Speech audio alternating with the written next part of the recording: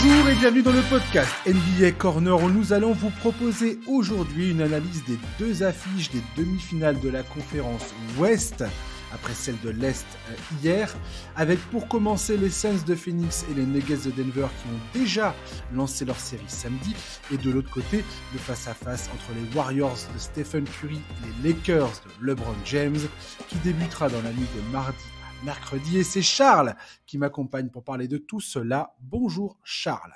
Salut Josh, salut à tous. Bien dormi Charlie ? Ouais, oui, pour une fois, on a eu la chance de pas avoir de match trop tardif, donc c'était très bien. Ouais, on s'est régalé. Franchement, ouvrir la deuxième semaine la deuxième portion des playoffs avec les demi-finales de conférence au Madison Square Garden avec ce Miami Heat New York Knicks, c'était quand même une régalade, quoi. C'est clair, c'est clair. Le Garden, c'est quand même une ambiance très particulière, et je repensais au fait que Kevin Durant, un peu, je vais encore accuser Kyrie Irving de tous les mots, mais un peu sur la suggestion de Kyrie Irving qui manifestement lui aurait dit ouais, on va pas au Knicks, on va faire un truc un peu plus hipster, tu vois, on va aller aux Nets, quoi. Plus artiste. Plus artiste, ouais, plus underground. Et tu te dis Kevin Durant aurait été au Knicks, ça aurait été un dieu vivant, quoi. Ouais, en tout cas, s'il y a bien une leçon de ces débuts de playoffs, c'est que avoir le Golden One Center et le Madison Square Garden en playoffs, c'est magnifique et on veut ça chaque année, quoi. Ouais, clairement. Ouais. Oui, puis ouais, on a terminé le premier tour des playoffs en trombe avec ce match 7 absolument hallucinant dont on va parler, toi et moi, de toute façon. Quand on abordera la série Warriors-Lakers, qui est une c'est pareil, toi et moi, on a échangé des messages hier. Je pense qu'Adam Silver est en train de... C'est limite un des plus... Hier soir, c'était peut-être un des plus beaux jours de sa vie, Adam Silver. Ah, je pense que là, il a un sourire jusqu'aux oreilles et qu'il va le garder pendant toutes les demi-finales de conf. Ouais. C'est tellement mainstream. C'est-à-dire que là, tu touches un spectre énorme, en fait. Entre les fans vraiment casual qui suivent la NBA, mais de loin, qui ne suivent que les grands noms, les LeBron James et les Stephen Curry, qui sont très probablement les deux plus grands noms de toute la ligue. Et tu touches aussi, bien évidemment, les fans hardcore qui vont forcément suivre cette série. Donc voilà, c'est là pour la NBA, c'est une aubaine hallucinante, quoi. Ouais, je suis d'accord. Incroyable. Allez, on va commencer par les Suns et les Nuggets. Premier de la conférence Ouest, les Nuggets ont plié les Timberwolves en 5 matchs pour accéder à ce second tour. Ils y retrouvent les Suns de Phoenix, l'équipe qui les avait éliminés il y a 2 ans avec un sweep terrible qui avait laissé des traces dans les mémoires, notamment celle de Nikola Jokic qui avait été éjecté du Game 4 après un coup accidentel porté au visage de Cameron Payne. L'équipe était privée alors de nombreux joueurs clés, dont Jamal Murray.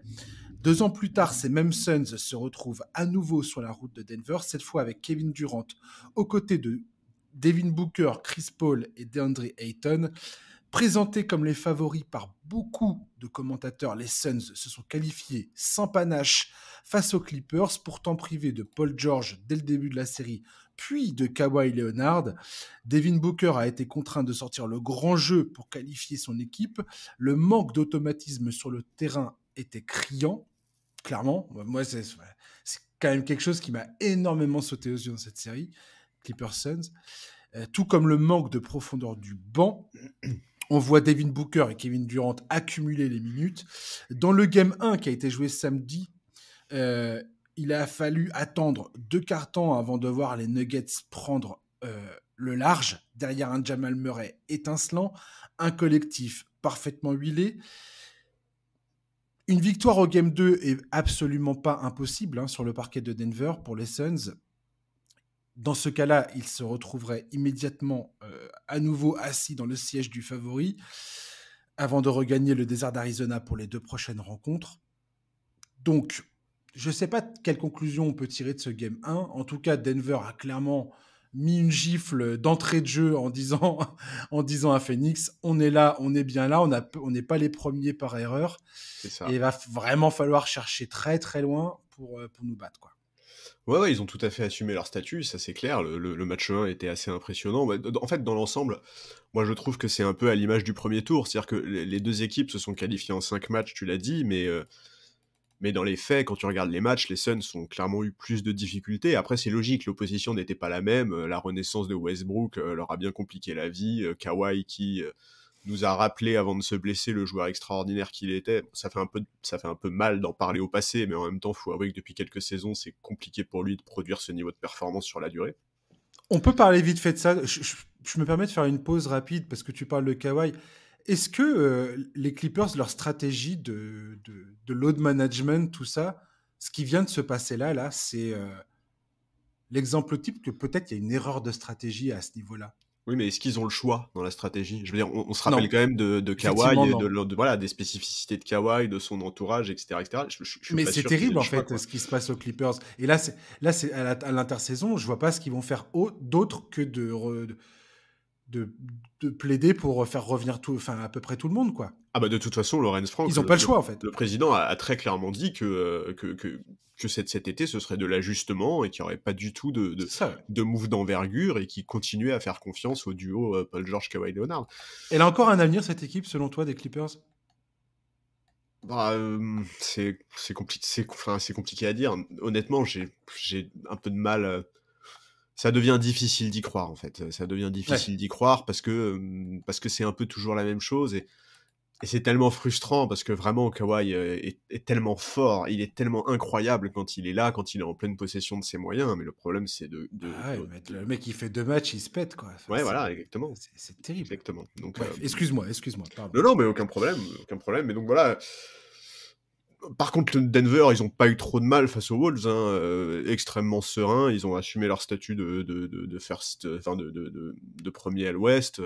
Jamal Murray, meilleur scoreur de la série, qui confirme que vraiment les playoffs, c'est une ambiance qu'il aime beaucoup. Jokic qui ne force rien. Enfin voilà, moi j'ai trouvé évidemment les Nuggets bien plus convaincants sur ce premier tour.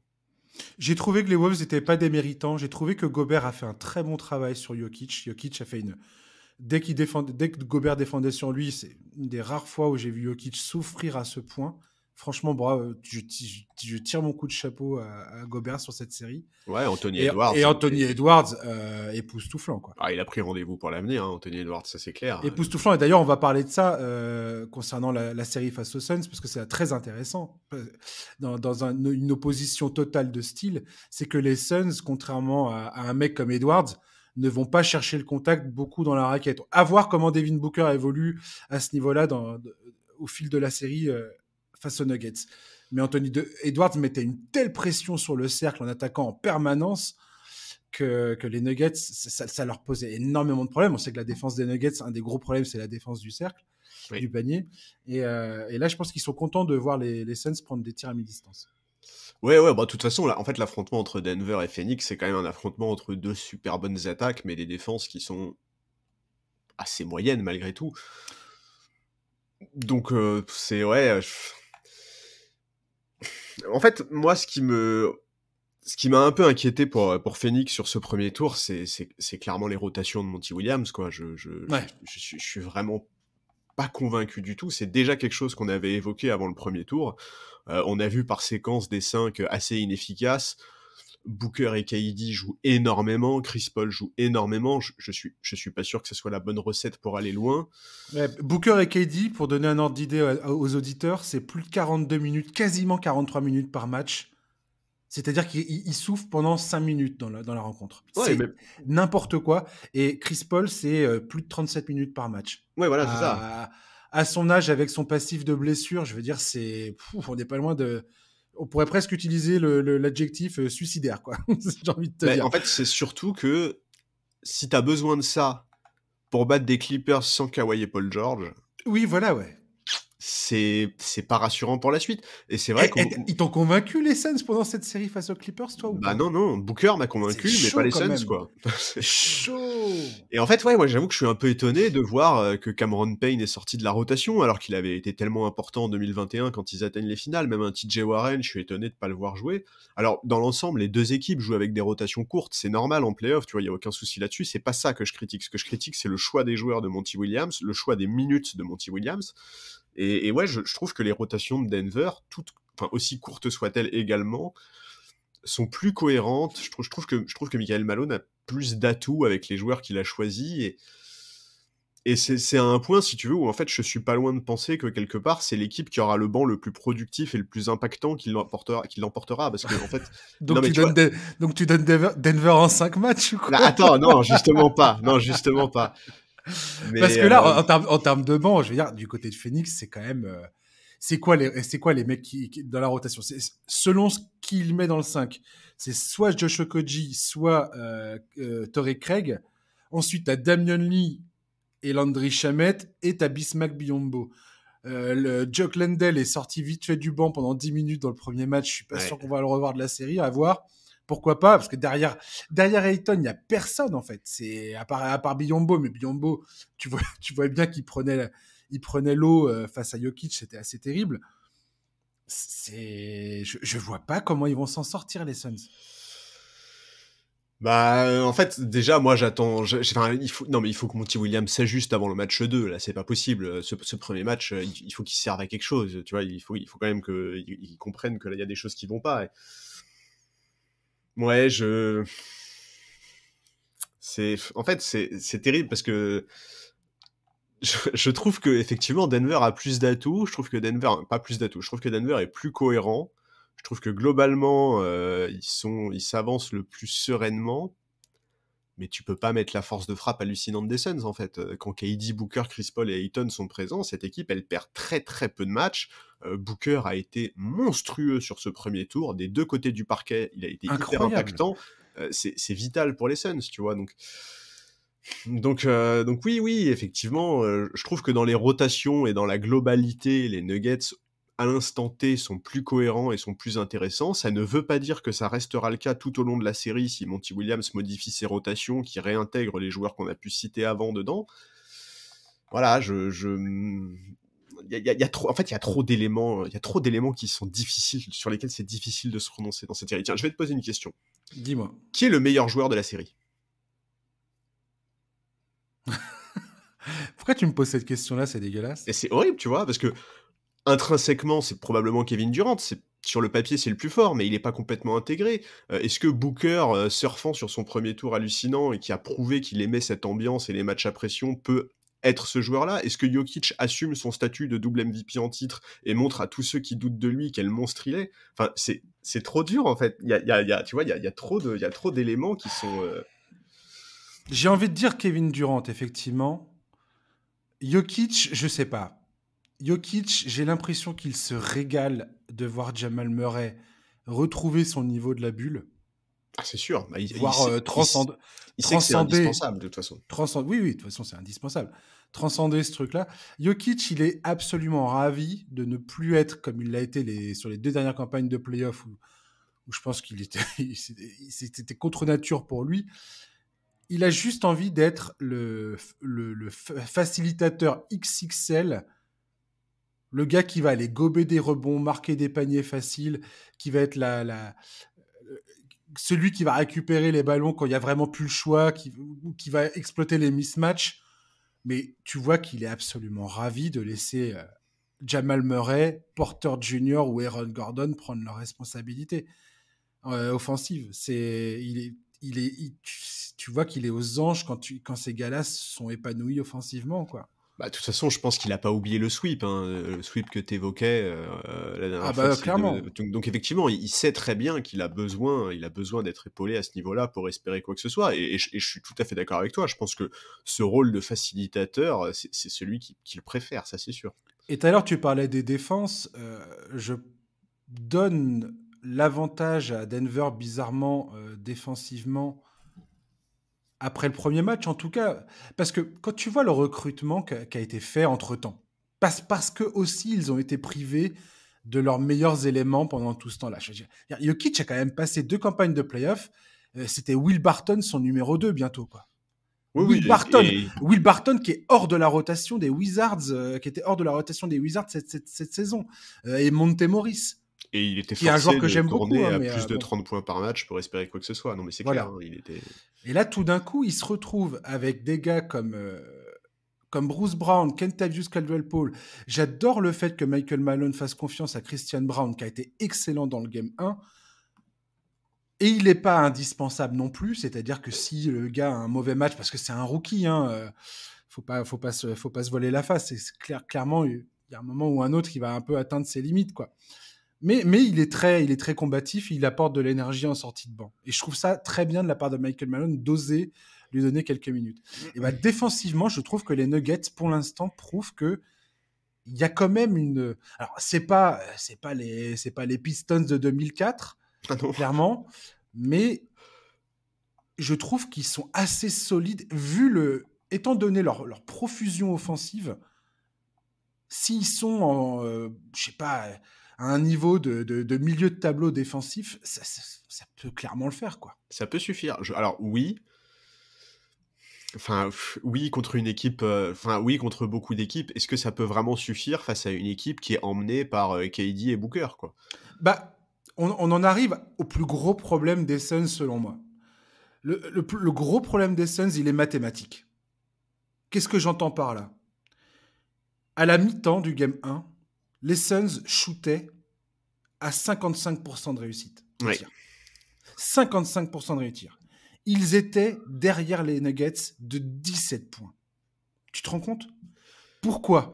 Parce qu'aujourd'hui, les Suns, la grosse proportion de leurs tirs, elle est prise à mi-distance. Elle n'est pas prise au cercle, ce qui est une victoire pour Denver. Denver, tant qu'ils ne voient pas les mecs aller provoquer des fautes et essayer de marquer au cercle, ça leur convient absolument. Ils ont le personnel pour défendre sur le périmètre. Il n'y a pas de problème. Pour eux, c'est du bonheur. Par contre, c'est pour ça que je parlais de Devin Booker tout à l'heure. Si Devin Booker commence à faire comme il a fait face aux Clippers, il le faisait beaucoup face aux Clippers, aller chercher les lay-ups, aller chercher les fautes, là, ça va devenir un problème. Je pense que Kevin Durant est capable de le faire aussi. Là, après, t'as un peu plus tu serres un peu plus les dents en te disant, pourvu qu'il retombe pas mal et qu'il se fasse pas une blessure. C'est clair. Mais si tu regardes la proportion de leurs tirs aux Suns, alors attends, je l'ai noté où? Je l'ai noté là. Ils sont aux alentours de 25% de tentatives à 3 points. La ligue, en termes global, shoot à plus de 37% à 3 points. C'est-à-dire qu'aujourd'hui, ils jouent carrément contre nature, les Suns, par rapport au basket tel qu'il est pratiqué en 2023. Et mathématiquement, ça va pas. Ah, mais sur ces playoffs, c'est impressionnant à quel point, effectivement, ils ne shootent pas à 3 points. 53% de leurs tirs au premier tour étaient pris à mi-distance. Tu te rends compte? Ah ouais, non, mais c'est un côté très anachronique. Seuls 22% ont été pris dans la raquette et donc 25% étaient à 3 points. S'il continue comme ça, si Monty Williams ne décide pas de changer la donne, et si tu regardes le Game 1, il y a plein de fois où tu avais des passes sur le corner à 3 points, où tu avais un joueur qui avait réussi à faire le décalage, à attirer la défense vers lui, et plutôt que de ressortir, il prenait soit le shoot, soit il servait un joueur qui était en train de faire un cut au panier ou je sais pas quoi. Il va vraiment falloir que les Suns se concentrent sur le tir à 3 points, en fait. Je pense vraiment que ça va être indispensable. Même sans se concentrer dessus, en fait, de toute façon, ce que tu dis est vrai, mais le problème pour les Nuggets, en fait, c'est que dans tous les cas, tu peux pas ignorer cet aspect-là du jeu, parce que en réalité, même si les Suns prennent très peu de 3 points, ils sont très adroits à 3 points. Sur ce début de playoff, ça tire quand même à 39% à 3 points collectivement, si tu veux. Donc, tout à fait. Et d'ailleurs, correction, c'est pas 37% de la ligue de tir à 3 points, c'est 39,2% que les autres équipes prennent, le pourcentage de tirs qu'ils prennent à 3 points. La proportion. Voilà. Alors que les Suns, en règle générale, c'est 27,2%. 12% de moins que le league average, quand même. C'est quand même énorme comme différence. Oui, c'est énorme. Pardon, excuse-moi. Tout à fait. Je voulais juste corriger l'information. Non, mais je suis d'accord avec toi. C'est un aspect qui va être extrêmement important, la capacité de Phoenix à varier, à varier les tirs, à varier son attaque. Enfin, voilà, de toute façon, la raquette va être également un aspect extrêmement impressionnant. Moi, j'attends Ayton au tournant, parce que Ayton, il gomme toujours pas les doutes qui l'entourent. Il a cette capacité à être en dilettante, Ah, il y a vraiment des moments il y a des matchs où il y a des Complètement. moments où tu as envie de le choper et de le secouer et de lui dire: «Mais c'est pas possible, quoi». Genre, je crois que c'est le premier match de la série contre les Clippers. La différence d'énergie qu'il y avait entre Ayton et Westbrook, mais moi, j'aurais eu honte à la place d'Ayton, quoi. J'aurais eu honte. Il a un côté tellement soft parfois, c'est pas possible. J'ai une question à te poser là-dessus, Charles. Parce qu'on en a beaucoup parlé, toi et moi. On a échangé des messages à ce propos et ainsi de suite. Et en préparant ce podcast, il y a plein de choses qui me sont venues à l'esprit concernant Ayton. Il y a une question qui me taraude énormément. Est-ce que il n'y a pas un problème d'utilisation, donc de coaching quelque part, d'Ayton dans cette équipe, dans cette nouvelle mouture des Suns? Parce que là, j'ai pas retrouvé le Ayton qui posait des gros problèmes à Jokic. Il me semblait que dans la série de 2021, Ayton était autrement plus incisif. Alors, on voit bien que c'est pas un expressif. On voit bien que c'est un introverti. On voit bien que c'est pas un mec qui va être là avec la bave aux lèvres. Clairement, c'est pas Russell Westbrook, quoi. C'est Russell Westbrook, c'est l'opposé total de qui est DeAndre Ayton. Après, il y a une pour moi, tu vois, hier soir, toi et moi, on s'extasiait face à Kevin Looney, Oh là là, sa production, sa combativité sur tous les rebonds, tous les ballons. incroyable. Alors que tu vois que c'est quelqu'un qui est pareil, qui est pas super expressif, mais physiquement, tu sens qu'il est engagé à 200% dans sa rencontre. Mmh. Ayton, je le sens, des fois, je le sens un peu perdu sur le terrain. Et j'ai l'impression que, comme si, soit les consignes sont pas claires, soit il n'arrive pas à les appliquer, soit je ne sais pas, enfin, j'arrive pas à comprendre quel est son problème exactement. Non, mais il y a peut-être de Mais ça. il y a un truc qui, pour moi, ne colle pas et je me demandais, est-ce que c'est possible que tout d'un coup, enfin, ils soient un peu en perte de repère, quoi. Il y a probablement de ça, mais il y a aussi un problème mental. Je suis désolé, mais Mm. enfin, tu vois, il y avait des séquences en fin de match 1 là, contre les Clippers où il se faisait bouger par tout le monde au rebond, tu vois? Et ça c'est pas tactique, quoi. Genre vraiment, il était tellement nonchalant. Je suis C'est d'accord. tu vois, ça, c'est pas tactique. Alors après, effectivement, en fait, tu compares, avec la série de 2001, de 2021, pardon. 2001, je suis remonté loin. Heu, En fait, il y a une énorme différence par rapport à cette série. C'est Mm. Chris Paul. Bien sûr. Cette série, Chris Paul, il la termine en 25 points, 10 passes, tu vois? Il a un rôle dans l'attaque, des Suns qui est beaucoup plus important et il joue beaucoup plus avec Ayton que ce qui se passe aujourd'hui. Aujourd'hui, c'est clair que Chris Paul ne peut plus faire ça et c'est pas Kevin Durant, qui va tout à coup se transformer en point god, tu vois? Et faire jouer son pivot, quoi. KD est un bon playmaker, il a aucun problème à être le Ouais, bon porteur de balle. playmaker, il perd 7 ballons dans le premier match. Clairement, il l'a souligné lui-même. Il a dit c'est beaucoup trop. Bien Il va sûr. falloir nettoyer tout ça. Euh, mais Kevin Durant, je trouve qu'il est pas mauvais en tant que playmaker, mais il n'a pas une vision élite du jeu non plus, quoi. Non, c'est vrai. Bah non, mais pour son poste, ça reste quand même un bon niveau. Ouais, ouais. Mais bon, voilà, tu vois, pour Ayton, il y a tellement d'éléments, les histoires contractuelles, les histoires de relations avec Monty Williams, est-ce que oui ou non, ils s'entendent bien? Est-ce que ça fonctionne bien? Heu, En fait, Ayton, aujourd'hui, on a presque l'impression, si tu veux, que, il est à Phoenix par défaut et Phoenix se contente enfin et Phoenix l'a comme pivot par défaut, quoi. C'est parfois un peu la sensation qu'on a Mhm. et je sais pas, tu vois, peut-être que ça l'empêche, de se donner à 200, peut-être que voilà, je sais pas, c'est difficile d'analyser la situation avec Ayton parce que honnêtement, il y a assez peu d'informations finalement sur ce qui se passe en coulisses. Et effectivement, son utilisation pose question, mais est-ce qu'aujourd'hui, ils ont la capacité de l'utiliser différemment? Et surtout, est-ce qu'aujourd'hui, quand tu as Booker et KD, en fait, tu veux vraiment mettre plus en valeur DeAndre Ayton? Le problème de cette histoire, finalement, enfin, j'en reviens à mes shoots à mi-distance. On a deux gars absolument élites, surélite dans la matière avec Booker et Durant. Chris Paul se défend aussi pas mal du tout. C'est aussi son jardin, on va dire. Le top of the key, là, sur les épaules de la raquette, là, Ouais, il a plus beaucoup de jardin, mais au oui. niveau de la ligne des lancers francs, il sait toujours les mettre, ces tirs-là. Ayton, c'est un peu pareil. En fait, ils ont leurs quatre joueurs majeurs, leurs quatre scoreurs majeurs, sont des gars qui aiment bien prendre des tirs à mi-distance. Ayton, il est fan de ce petit hook là, en tête de raquette ou sur le côté. Ayton, pour moi, aurait besoin, va avoir besoin dans cette série d'aller au contact, clairement, quoi. D'aller chercher des fautes, d'aller chercher des lancers francs. Mais Mais c'est pas c'est son pas jeu. son jeu. Ah non, Mais c'est pas voilà, son jeu c'est du pas tout. son jeu du tout. Et je vais Et en même te dire, fait, c'est même pas sa mentalité, je pense, quoi. mais totalement. Et c'est ça, en fait, où je trouve ça fascinant. C'est que les Suns avaient la meilleure attaque des playoffs après le premier tour. Comme on vient de le dire, face à une équipe des Clippers qui était quand même privée et de Paul George et de Kawhi Leonard, leurs deux meilleurs défenseurs. Et je me dis que si les Suns continuent à essayer de faire la différence à mi-distance, ils sont tellement forts, Booker et Durant, que c'est pas impossible qu'ils arrachent une ou deux victoires de cette manière-là. Complètement. J'y crois à 200%. Tu me dis que Ouais, moi demain, aussi, ouais. les deux gars vont planter 40 points dans la même rencontre et seront intenables à mi-distance. Je te crois. Il n'y a pas de problème. Mais de là à faire ça, 4 matchs et gagner la série de cette manière-là, ça, par contre, j'y crois pas du tout. Ah non, mais moi non plus. Ah non, mais ça, c'est une évidence. Le prérequis numéro 1 pour Phoenix, ça va être la variation offensive, les rotations et la variation offensive. Tout à fait.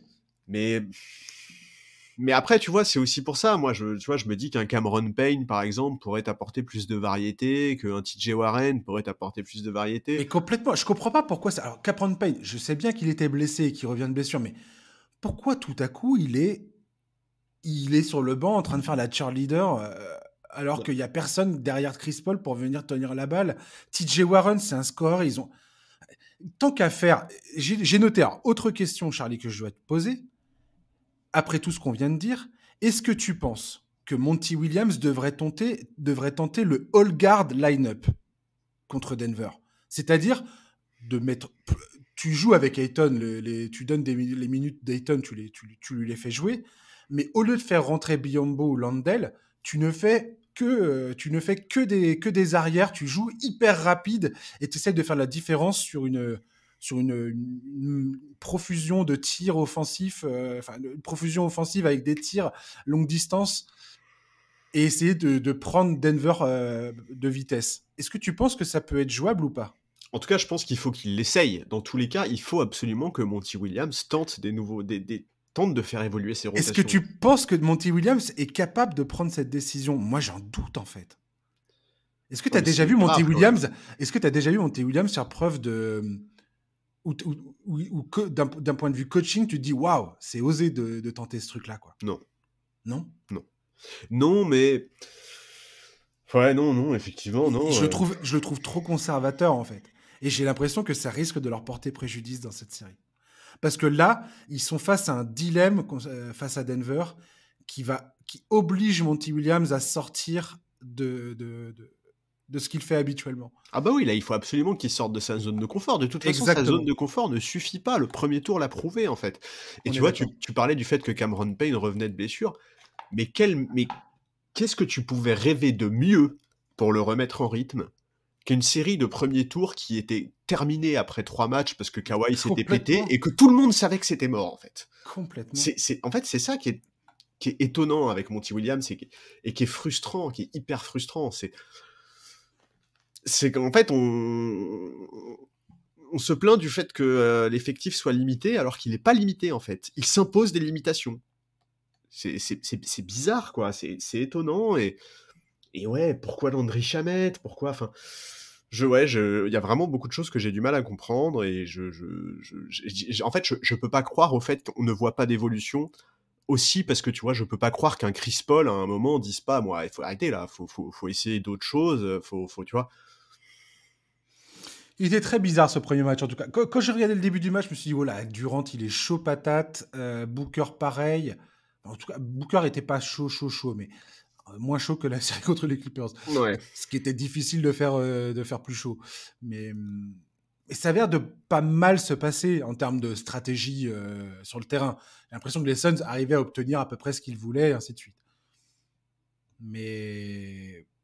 après ce premier match, et même après la série face aux Clippers, très, très sincèrement, hein, ouais. je vois que les Suns manquent d'automatisme, clairement, et en play-off, Oh, mon Dieu que c'est important d'avoir les automatismes. Dieu sait que c'est important. Et tout d'un coup, il me semble tout à fait mortel, ces Suns, quoi. Moi, je pense que ça va aussi beaucoup dépendre de Chris Paul, en fait. Tu vois, Bah oui, alors ça, on oui. a évoqué son cas au moment de la preview du premier tour. On sait très bien qu'il peut plus contribuer offensivement comme il le faisait avant. Et puis le pire, c'est défensivement. Défensivement, c'est un plot, le gars, Ouais, quoi. défensivement, c'est un gros Waouh! problème. Mais malgré tout, en fait, il peut encore sauver les meubles sur sa capacité à gérer à gérer le rythme, à varier le jeu. Il doit Hmm. absolument mettre des shoots. Si Chris Paul ne met pas de shoot, ça va être un énorme problème. S'il reste une menace offensive, Mais que la défense grave. des Nuggets peut pas se permettre de faire l'impasse sur lui et qui profite de la défense et des espaces ouverts par Kevin Durant et Devin Booker, il va être un poison. Il a refusé des tirs ouverts à 3 points.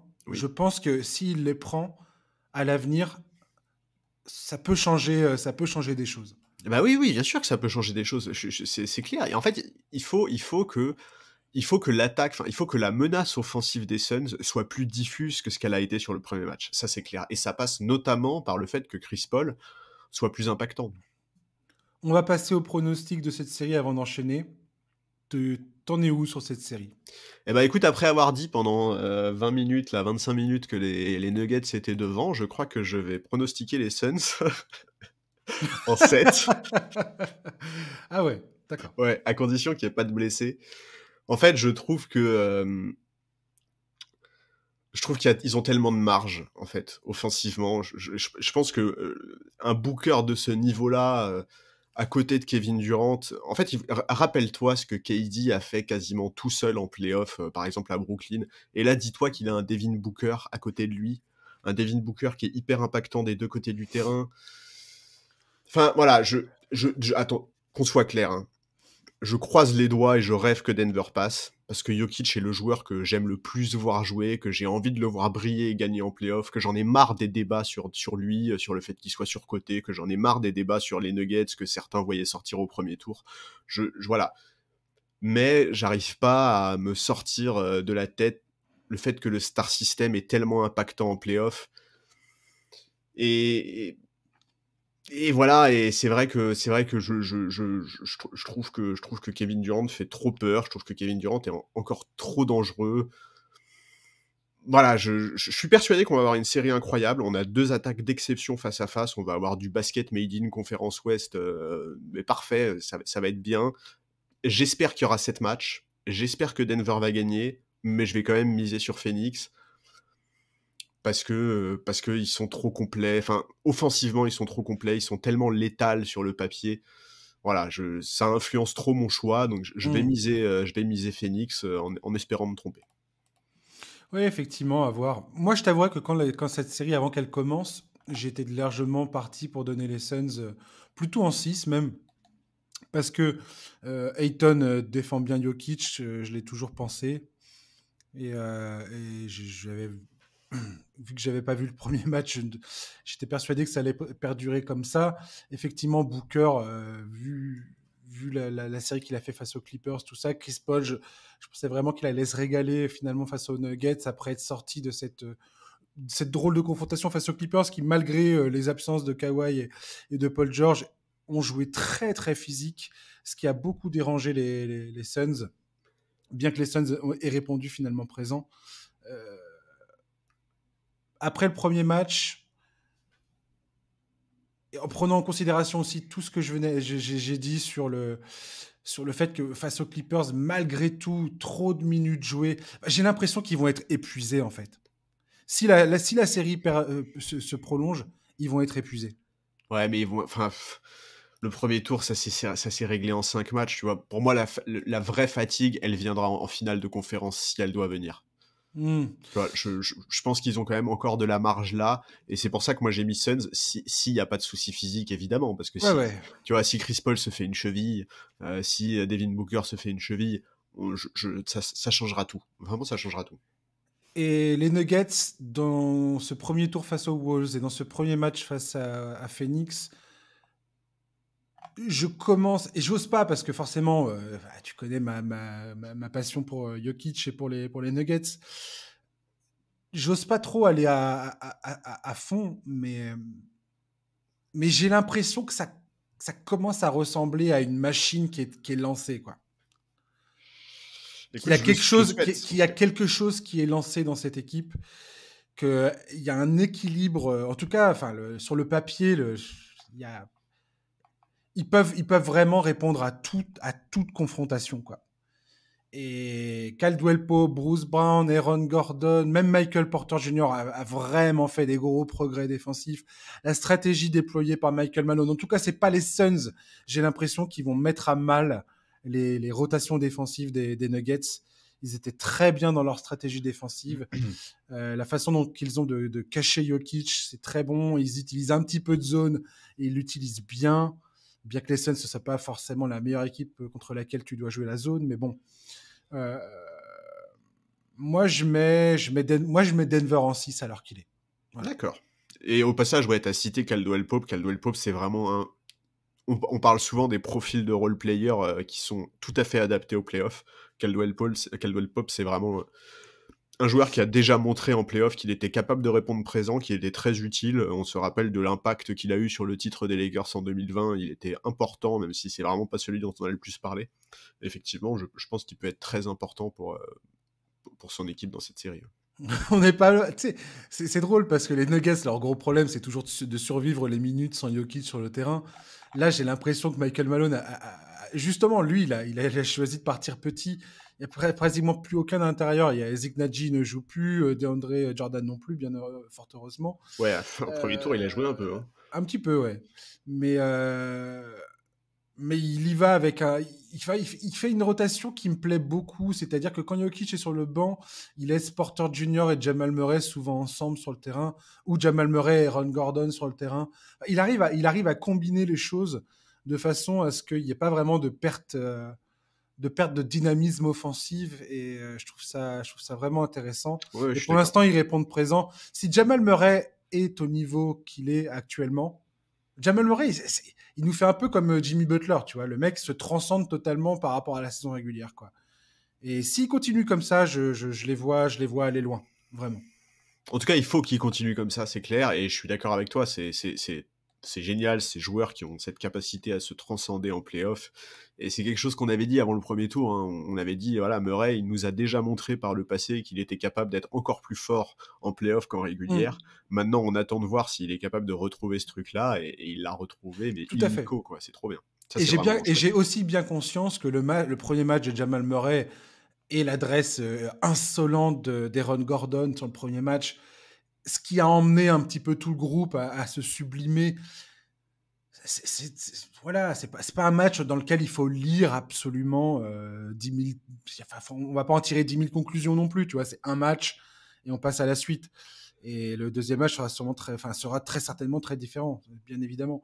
Mais voilà, je trouve qu'il y a un truc qui se dégage, quoi. Voilà.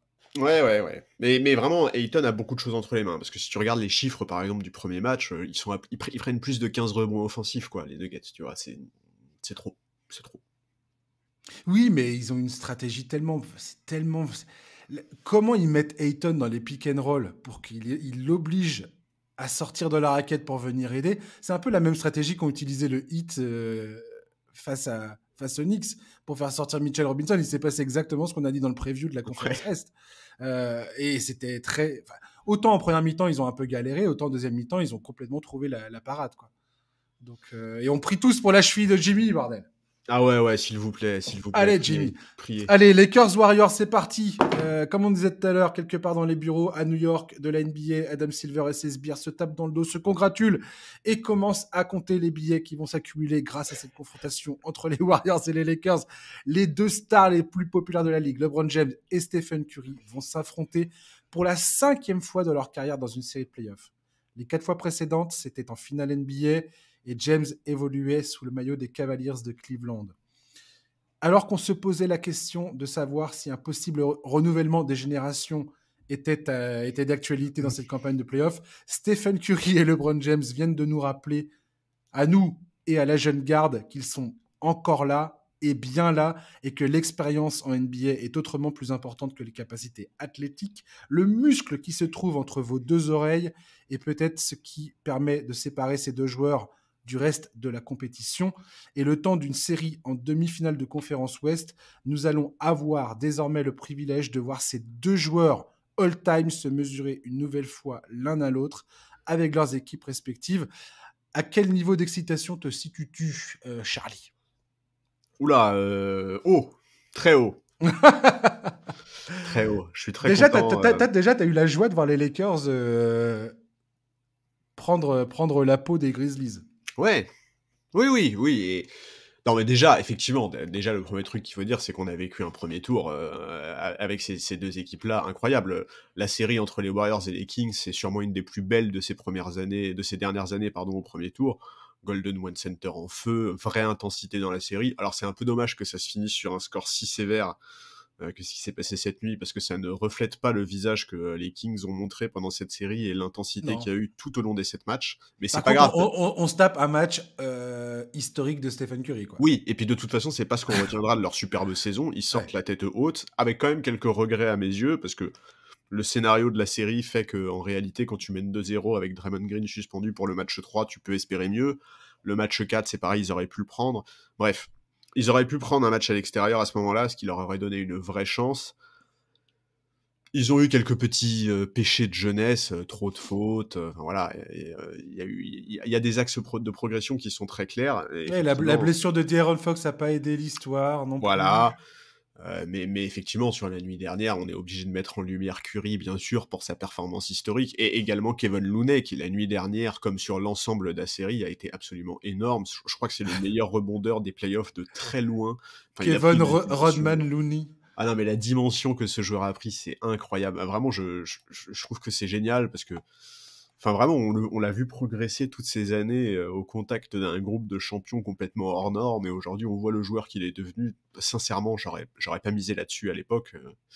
Bah, je pense, tu sais quoi? J'irais presque à dire que la performance de Kevin Looney hier soir, dans ce Game 7, était presque aussi importante que celle de Curry offensivement.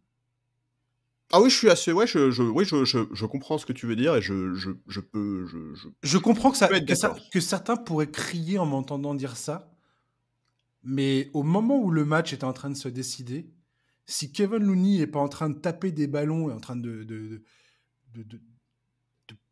planter la tête des Kings au sol en accumulant les rebonds offensifs, en tapant les ballons pour que ça soit récupéré, enfin, je veux dire, il a abattu un travail.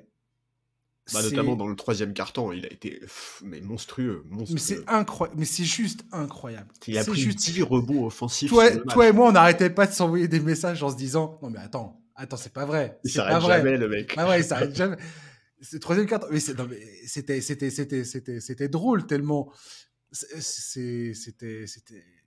Alors voilà, dans le troisième quart-temps, il a pris 7 rebonds offensifs. Ouais. Voilà, c'est tout ce que j'ai à dire. C'est vraiment tout ce que j'ai à dire. Il a été incroyable, franchement. Et puis Stephen Curry, il a complètement répondu présent. Pour un joueur qui s'est fait souvent attaquer sur Curry de façon nanana, c'est qu'un shooter, il est pas clutch, il est absent. Et le gars, il vient de te signer un match signature. Il l'a fait en finale l'an dernier face à Boston déjà, ce fameux Game 4 absolument magistral. Mais là, enfin, je veux dire, je sais pas combien de matchs comme ça il va devoir faire dans sa carrière. Et c'est comme LeBron James, hein, quelque part, j'ai envie de te dire. Oui. Il y aura toujours des gens qui seront là à dire que ça sent pas bon et que de toute façon, ce gars-là est une blague. Je sais pas pourquoi les gens sont là à continuer de dégommer ces joueurs-là plutôt que d'en profiter, mais bon.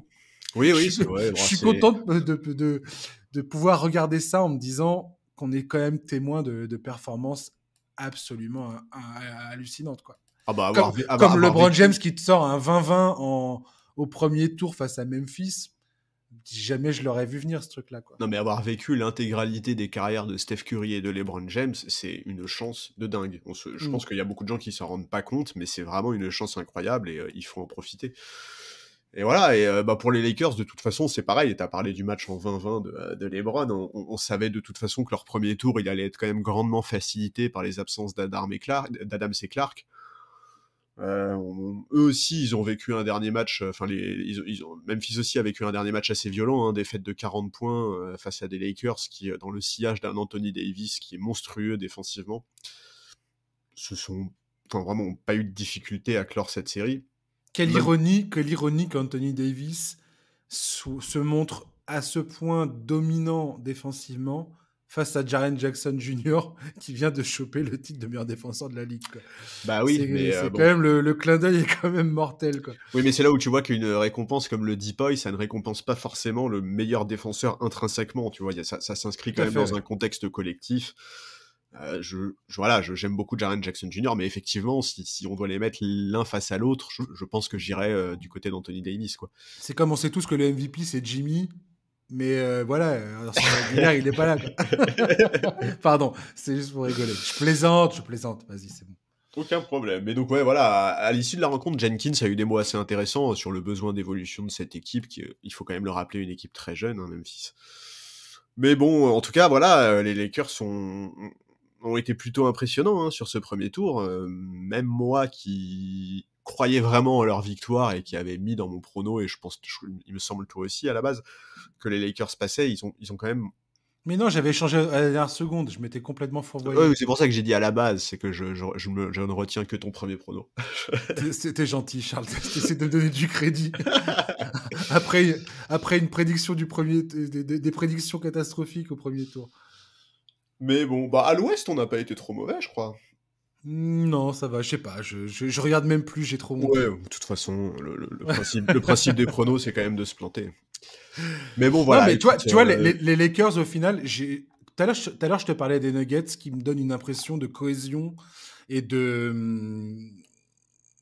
vraiment former un collectif. Je sais pas comment exprimer ça. Il y a des équipes, je trouve, ça se sent, ça se voit. Et après un premier tour, tu peux... Et le deuxième tour, soit ça se confirme, soit ça se confirme pas. Et les Lakers, pour le coup, voilà. Quand tu vois Austin Reeves, D'Angelo Russell, Rui Hachimura, on était tous là à dire, attends, le premier match, il fait un premier match incroyable, mais il recommencera pas de toute la série. Finalement, il a été solide sur la globalité de cette série. Les Lakers, en tant qu'équipe, malgré le fait que LeBron James, on voit très bien que son problème au pied n'est pas du tout réglé, mais LeBron James est à ce point formidable que si tu lui donnes des pièces qui tiennent la route, tout à fait, des gars où l'effectif autour de lui est cohérent, et bah ce mec-là a cette faculté absolument géniale de te prendre tout ça et d'être capable de t'emmener un groupe au bout, quoi. Et avec Anthony Davis qui a nettoyé tous les déchets dans ses tirs, qui se concentre maintenant sur ce tir intérieur et qui défensivement, c'est le mec, c'est un vélociraptor. Il est monstrueux. C'est n'importe quoi. Il est dominant de chez dominant. Que ce soit sur les arrières ou sur les intérieurs, enfin, personne ne passe là-dedans. Et ça va être une grosse question d'ailleurs pour les Warriors. Comment ils vont s'en sortir face à Anthony Davis. Mais tout ça pour dire que cette équipe des Lakers, j'ai l'impression qu'il y a une identité de groupe qui est en train de se former. Et c'est de bon augure face aux Warriors qui, eux, se servent justement de cette identité collective, de cette expérience collective. Ce qui est... Eux, ils ont cette expérience collective que les Lakers, là, pour le coup, n'ont pas, parce que cette équipe a été montée très récemment. Tout à fait. Mais voilà, je pense que ça rend d'autant plus intéressant cette série. Le fait que les Lakers aient réussi en très peu de temps à construire ce collectif, et là, tout d'un coup, ils se présentent face aux Warriors avec des... avec une vraie bonne dynamique derrière eux, quoi. Oui, et puis une dynamique qui n'est pas que celle des stars, en fait. C'est ça qui est important aussi. Tout à fait. On sait très bien que si les Lakers veulent espérer quelque chose, ça passe aussi par de bonnes prestations de leurs role-players. Et si chaque soir, t'en as au moins 2 d'entre eux, par exemple, qui sont en réussite, ça va être un très très gros souci pour les Warriors. Surtout si, et il faut quand même le dire, surtout si ce qui s'est passé la nuit dernière se reproduit. Et là, je fais évidemment référence aux difficultés énormes du duo Klay Thompson-Jordan Poole, qui à eux deux ont fini le match en 7/28, avec certains choix vraiment dégueulasses, et là je parle vraiment de choix, pas forcément d'adresse, et ça va être une donnée très importante, parce que il faut pas demander à Curry de mettre 50 points par match, hein. Ça va pas marcher, ça. Il en est capable, mais c'est pas comme ça que ça va marcher. Donc voilà, c'est une confrontation qui est géniale, parce que tu l'as dit, en fait, ces Lakers-là sont devenus une vraie équipe, qu'on sent qu'il y a un vrai potentiel dans ce groupe, qu'il y a une vraie alchimie. c'est trop bien. Sur le papier, c'est vraiment cool, quoi, comme confrontation. En plus, il faut quand même rappeler que la dernière fois que LeBron a joué les Warriors, donc en finale NBA 2018, il s'est pris un bon gros sweep dans la tronche, et que LeBron, avec sa mémoire de psychopathe, n'a certainement pas oublié ça, donc il va sûrement arriver le couteau entre les dents. Je pense qu'il n'a jamais eu un acolyte aussi fort qu'Anthony Davis dans ses confrontations avec les Warriors. Voilà, on l'avait dit avant le début de ces playoffs, à l'Ouest, il y avait 2 équipes pas très bien classées qui pouvaient faire un run incroyable. Ces 2 équipes se jouent là pendant cette demi-finale de conférence, et c'est trop bien de voir leur évolution cette saison, parce que c'est quand même 2 équipes qui ont eu des moments très compliqués, mais qui ont su monter en puissance, et qui là, aujourd'hui, arrivent au meilleur moment, en pleine possession de leurs moyens, quoi. Complètement. Et parmi les problèmes que vont devoir résoudre les Warriors, il y a un truc qui m'a fasciné dans le match à 50 points de Stephen Curry, c'est que il a marqué 22 points dans la raquette, dans cette rencontre face aux Kings. C'est le plus de points dans la raquette qu'il a jamais scoré de sa carrière.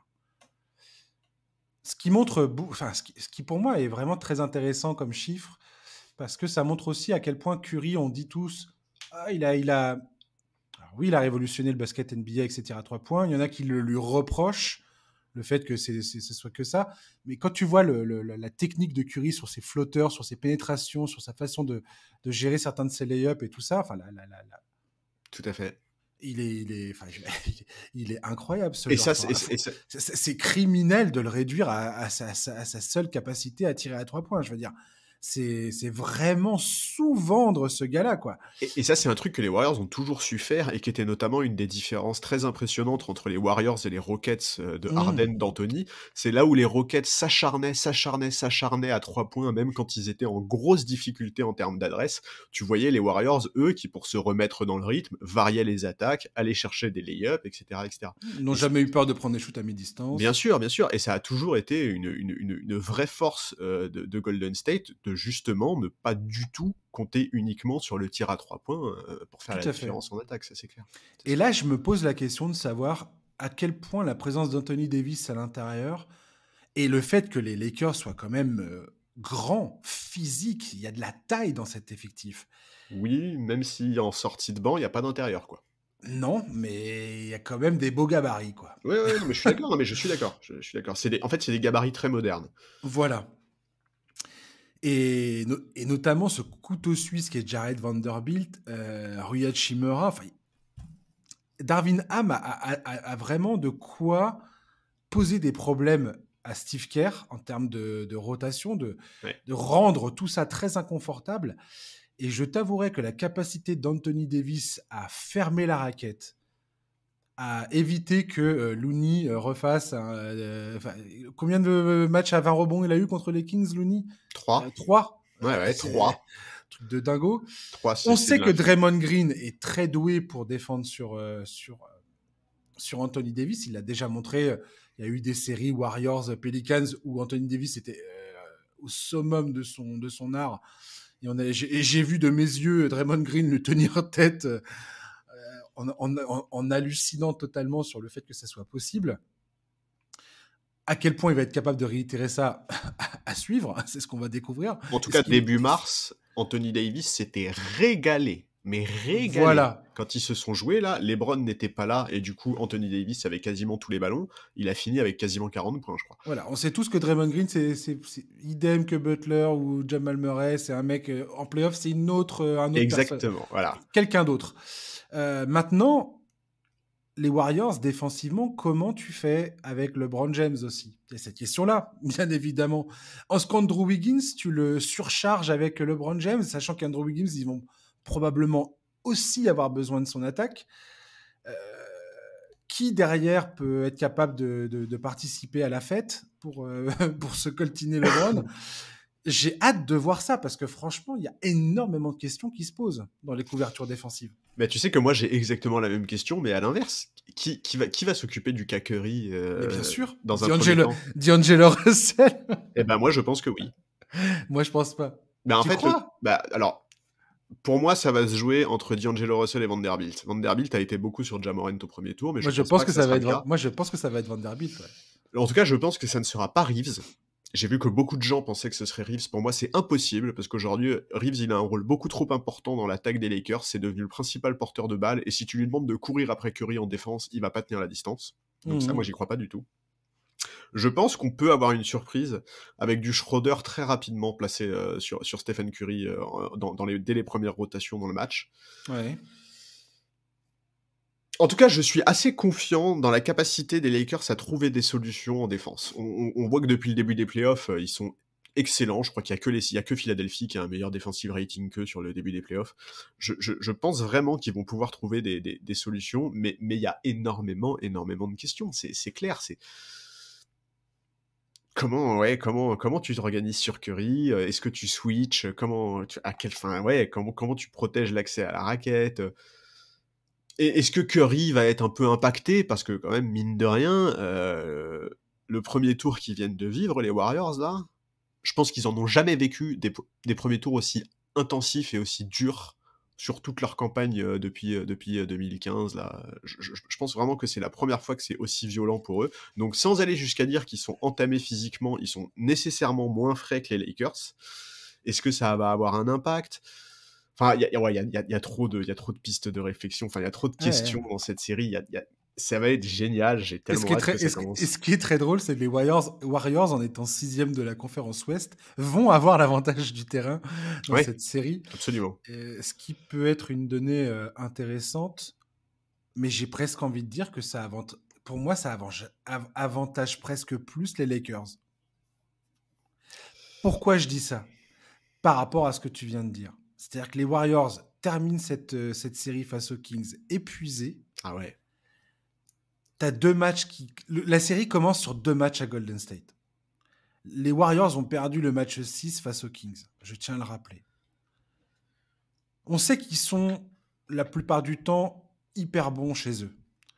Mais connaissant LeBron James, je suis sûr qu'il voit ces 2 matchs à Golden State comme le truc à aller prendre, quoi. Ouais, je suis d'accord. Et c'est pour ça que je te disais, je pense que quand LeBron va arriver le couteau entre les dents. Soit les Warriors débutent ce premier match avec l'intensité de la victoire, l'euphorie de la victoire dans ce game set, et voilà, tu perds le premier match. Enfin, t'es les Lakers, tu perds le premier match, ok, pas de problème. Tu gagnes le deuxième, tu t'arraches pour gagner le deuxième, quoi. Là où la fatigue, les jambes commencent à être lourdes, où la fatigue nerveuse et psychologique commence à vraiment gagner tes adversaires, quoi. Et ça peut tout à fait arriver au premier match. Je pense que LeBron se dit tout à fait que s'il y a moyen de refaire le même coup que face à Memphis, il va falloir aller chercher un de ces 2 matchs à Golden State, quoi. Ah, mais ça, c'est sûr. Et si les Lakers gagnent un des 2 matchs à Golden State, donne-moi les Lakers en 6. Donne-moi les Lakers en 6. Après, tu vois, ce premier tour long et difficile, il peut aussi servir un peu Golden State, dans le sens où, par exemple, tu vois, on sait que la transition, l'attaque en transition, c'est devenu une force pour ces Lakers New Look. Bon, bah ok, mais enfin, les Warriors, ils viennent de sortir victorieux d'une série face aux Kings, en fait. Donc, la transition, la défense en transition, ils commencent a priori pas mal maîtriser. Ouais. Donc, tu vois, en fait, tous les éléments dans cette série, ils peuvent être interprétés dans un sens ou dans l'autre, quoi. C'est dur de faire un prono, hein. C'est dur de faire un prono. Incapable de faire un prono, Charles. Je te le dis immédiatement. Je vais dire n'importe quoi. Je vais dire les Warriors en 7. Voilà. Qu'est-ce que tu veux que je te dise? Je donne le vainqueur, l'équipe qui a l'avantage du terrain, parce que les Warriors, historiquement, sont bons chez eux. Et que Stephen Curry, je sais pas. Les Warriors c'est les champions en titre, donc. Eh ben moi, je vais dire Lakers en 7, et ce serait pas la première fois que LeBron remporte un match 7 sur le parquet des Warriors. Ouais. Tu sais ce que les Lakers doivent faire pour gagner contre les Warriors? Non, gagner des matchs? Non, c'est inviter Kyrie Irving à chaque match. Arrête, non, s'il te plaît, non. Dans le public. Pourquoi? Non, parce que D'Angelo Russell, pour la première fois de sa carrière, en play-off, a shooté à plus de 50% de réussite dans le match où Kyrie Irving était présent. Il a planté 31 points, 12 sur 17 au tir. C'est la première fois de sa carrière qu'il était à 50% de réussite ou mieux. Écoute, tu me laisses tranquille. Je trouve cette stat géniale. Donc, si t'as Kyrie Irving avec qui un potentiel sign trade pourrait être envisagé cet été. Non, c'est un Si tu scandale. mets Kyrie Irving sur le banc, tu vas tirer le meilleur de D'Angelo. Non, mais sérieux, avec ce qu'on voit des Lakers là, si vraiment cet été ils préfèrent filer un contrat à Kyrie plutôt que de prolonger Mais on les sait mecs très bien que ça qui va nous se font rêver, tu passer. me laisses tranquille, s'il te plaît. On sait très bien, tu le sais. Tu Écoute, sais que LeBron, il va faire ça. je vais probablement passer un très mauvais été, donc pour le moment, tu me laisses profiter des playoffs sans me parler de Kyrie Irving, merci. Je suis sûr que ça va se passer comme ça. Je le sens tellement venir de loin. J'adore l'ambiance qu'il y avait quand ces deux gars-là se sont tapés dans la main, là. Ah là là, mais C'est enfin, en tout trop cas, drôle. donnez-nous une série en 7, s'il vous plaît, et puis je pense que Adam Silver serait ravi d'avoir une série en 7 également. C'est sûr. Je pense que Pelinka va dire à LeBron James, écoute, ferme-la, rentre chez toi et laisse-moi. Et en tout cas, Laisse-moi gérer. il faut le redire encore une fois, hein, bravo Pelinka pour les moves qui ont été faits à la trade deadline. Cette équipe des Lakers-là n'a rien à voir, que ce soit en termes de jeu ou en termes de mentalité, avec celle qui a démarré la saison. Et honnêtement, là, d'un pur point de vue de supporter, ça fait vraiment du bien. Cette équipe-là, elle est plaisante, elle renvoie vraiment quelque chose d'intéressant. Vraiment, il y a quelque chose qui a changé, c'est profond et c'est cool. Et heureusement qu'ils ont su réagir et qu'ils ont su trouver des clés pour monter une équipe capable aujourd'hui d'envisager assez sereinement, même si c'est très loin d'être fait et qu'ils ne sont pas forcément favoris, la possibilité d'aller en finale à l'Ouest. Ouais, je suis quand même extrêmement impressionné par LeBron James. Oui, bah oui. C'est vraiment un joueur absolument hors norme, quoi. C'est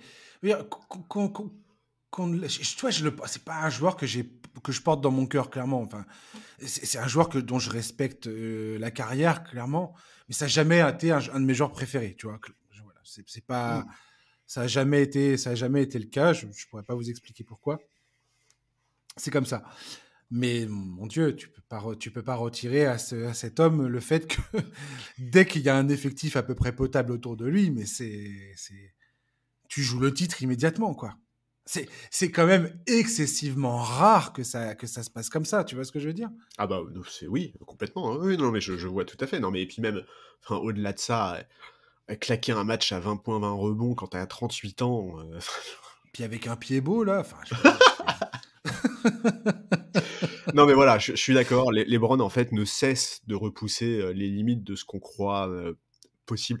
En fait, c'est marrant parce que je me rappelle qu'il y a des années, Jason Kidd, je crois que c'était Jason Kidd, avait parlé de LeBron James en disant que ce qui faisait la plus grande différence entre LeBron James et le reste de la NBA, c'était sa capacité d'analyse, sa mémoire et son cerveau, enfin son QI basket absolument hors norme. Et Jason Kidd à l'époque avait dit, ce mec-là jouera jusqu'à 40 ans sans aucun problème.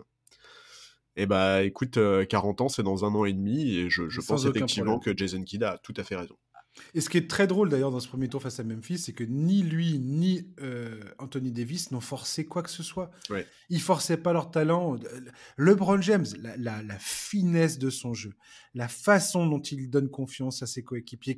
Tu vois bien que quand il se sent bien dans un effectif, quand il a confiance dans ses coéquipiers, rien qu'Austin Reeves par exemple, tu vois, sa relation avec Austin Reeves sur le terrain, c'est quelque chose de fascinant. Ouais. Mais c'est vraiment fascinant la façon qu'il a. Et là, il y a tellement de superstars qui essaient de forcer les choses, qui essaieraient de briller malgré tout, qui essaieraient de faire je sais pas quoi, tu vois. Enfin, mais non, mais la relation avec il peut le faire des fois, LeBron, quand il est dos au mur. Tu sens c'est possible qu'il le fasse. Et je dis pas il est faillible, bien évidemment. Mais là, tu sens qu'il arrive à voir les solutions. Il sait comment s'intégrer dans le groupe. Et cette faculté qu'il a, elle est irréelle, quoi. Oui, mais effectivement, il a pas peur s'il le faut de prendre encore, tu vois, le match. Il peut tout faire. Il peut s'adapter à tout. Ouais, et le match 4 que les Lakers vont chercher en prolongation, il est très important pour aller chercher la prolongation, justement. Il est hyper impressionnant et enfin voilà, honnêtement, qu'est-ce que tu veux dire? C'est un tel Que j'ai hâte. niveau, à un tel Que j'ai âge, c'est voilà. Moi non plus à la base, je suis très loin d'être fan de LeBron James. C'est pas vraiment un joueur que j'ai apprécié. Mais comme c'est comme pour Jimmy Butler en fait, c'est des joueurs qui m'ont fait évoluer au fil des ans parce qu'en fait, LeBron est trop, il est trop inhumain en fait. Tu vois, Et il est trop intelligent. En fait, j'ai moi, pas c'est d'autres mots quoi. ce que je respecte avant tout et par-dessus tout le concernant, c'est son intelligence de jeu. C'est pour ça que Jokic est un joueur qui me fait vibrer. C'est pour ça que Michael Jordan, à l'époque, était un joueur qui me fait... Et j'ai aimé, j'ai préféré le deuxième three-peat des Bulls avec Jordan que son premier, où il était vraiment dominant physiquement. Oui, Déjà, mais il tu avait vois, compris des trucs. Mais sa façon de lire le jeu et de décortiquer le jeu et la compréhension qu'il avait, qui était supérieure à ses adversaires, c'est ça qui était fascinant pour moi. ce qui est Et dommage, LeBron c'est James, d'avoir il a ça, quoi. ce qui est dommage, c'est d'avoir un tel QI basket et de malgré tout croire que il a le bon profil pour jouer à côté de Westbrook. Ça, c'est un peu dommage. Ouais. Mais bon. Mais voilà, non, On effectivement, ne LeBron, refera pas l'histoire. incroyable. Et t'as parlé de la relation avec Reeves, ça marche aussi avec Vanderbilt, avec Hachimura. Depuis Avec que ces tout mecs-là ce sont groupe. arrivés, ouais, voilà, depuis que ces mecs-là sont arrivés, tu sens qu'il y a vraiment quelque chose qui se crée. Et c'est aussi pour ça que je me raccroche un peu aux branches et que je me dis, LeBron, s'il te plaît, rends-toi compte que pour gagner, t'as besoin d'avoir des role-players comme ça et t'as pas besoin d'un Kyrie Irving. Ouais. On verra ça. Charlie, j'ai l'impression que vendredi, quand toi et moi on va se reparler, parce que tu reviens vendredi, je veux pas le savoir, tu es convoqué vendredi prochain. On va parler, on aura eu les 2 premiers matchs à Golden State. Donc toi et moi, le vendredi prochain, le premier sujet dont on va parler, ça va être les 2 premiers matchs des Lakers et des Warriors. Ouais. Et on verra où on en sera. Ouais, il y aura eu 2-0, 2 matchs. 1-1, 0-2 pour les Lakers, on verra bien. Il y aura eu 2 matchs dans toutes les séries, en fait, vendredi. Voilà, donc c'est ça sera parfait pour faire un premier point. Merci Charlie de m'avoir accompagné. Tout le plaisir était pour moi. Chers auditeurs, merci de nous avoir écoutés. On se retrouve donc vendredi, encore avec Charlie. Il ne me quitte plus, Charlie. Je suis bien content. Et puis vous non plus, vous ne nous quittez plus. Donc voilà, on se retrouve vendredi prochain pour un nouveau podcast. D'ici là, passez une très bonne semaine et profitez des playoffs. Ciao, bye bye.